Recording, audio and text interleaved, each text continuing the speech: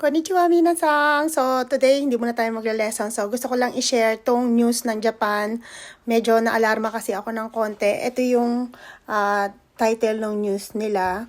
Japan unveils evacuation plan for Taiwan. Contingency. So, ang sabi nila, the government published on Thursday an evacuation plan for the roughly 120,000 people on remote southwestern islands. Yun yung sinabi niya sa Taiwan nga. So, the plan which calls for evacuating 20,000 people per day over 6 days to Japan's main island using, ang gagamitin daw hindi simpleng aeroplano na pang travel, hindi. Self-defense forces and Coast Guard ships. Ang mga civilian ferries din at saka mga aircraft. Yun talaga yung nakasulat dito, okay? So, ang punto ko lang guys, kasi ang government ng Japan talaga, pag merong mga ganyang sakuna, hindi talaga nila binobroadcast talaga ng ganon. Inuuna muna nila yung safety ng mga tao bago sila mag-declare ng kung ano man, tsunami man o war man. So ngayon, talagang napaka-clueless ko talaga dito. Ewan ko kung meron din akong pareho ng nararamdaman. So, basta lang ang nilalagay lang nila sa news is yung mag-evacuate nga yung maraming tao. Ang sabi pa nga daw ng Taiwan, ng mga tao ng Taiwan, sana kung pwede sa isang community kami, ayaw naming maghiwa-hiwalay. Parang ganun yung gusto nilang mangyari ng mga taga-Taiwan. So, ang sabi naman dito sa government, hiwa-hiwalay nga daw ang meron sa ano ba yung mga nakasulat?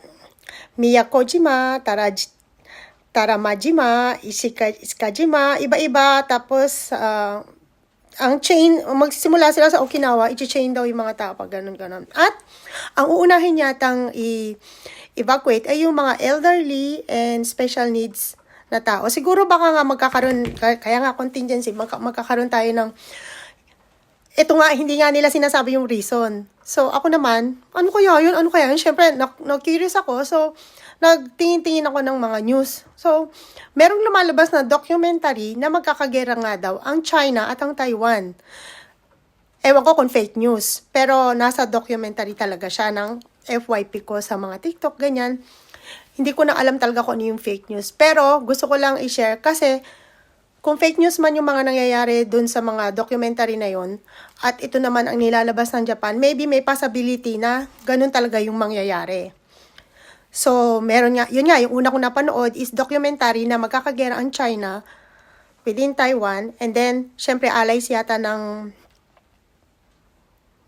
Taiwan ang Japan. So, ang weapon ngayon ng Japan, ang weapon na ibibigay nila sa Taiwan is to evacuate yun nga, mga yung community ng Taiwan. So, isa yon sa mga na-cover kong information.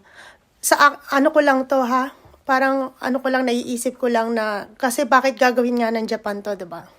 Next, yung second opinion ko naman is yung meron daw dadating na volcano eruption, which is, hindi ko talaga alam kung fake news o hindi. Pero napapanood ko sa documentary.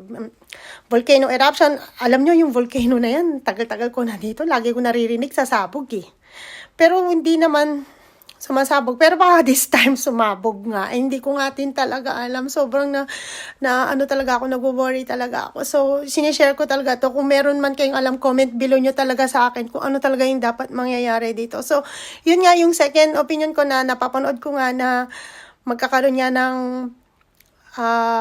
eruption and then tsunami within Tokyo.